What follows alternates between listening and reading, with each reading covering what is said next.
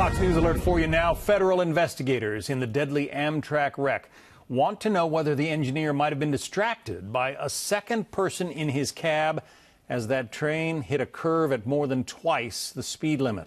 Claudia Cowan live in DuPont, Washington with details on this and another concern for investigators. Claudia?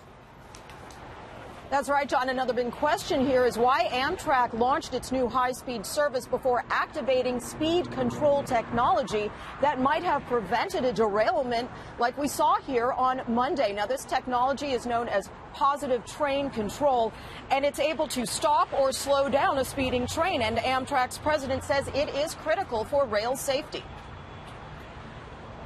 We are huge supporters of positive train control.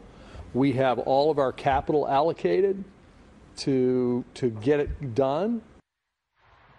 And Anderson said the system should be in place on this stretch of track by next spring. Congress has ordered the nation's railroads to install this technology, but under pressure from the railroad industry, a 2015 deadline was pushed to the end of next year. National Transportation Safety Board has been begging the railroad industry to implement positive train control.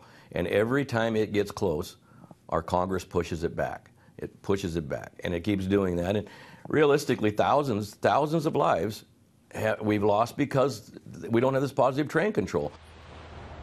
Another possible factor, human error. Federal investigators say at the time of the accident, the engineer operating the train was helping a conductor become more familiar with the new route. Remember, this was this train's maiden run between Seattle and Portland. Given it was traveling 50 miles over the speed limit, there's concern the engineer may have been distracted.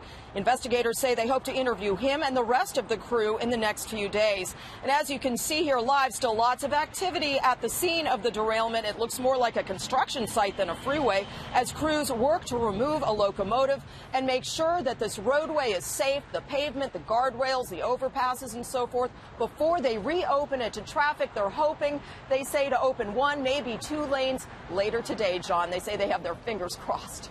Yeah, what a job to get that back up and running. Thanks very much, Claudia Cowan in DuPont, Washington.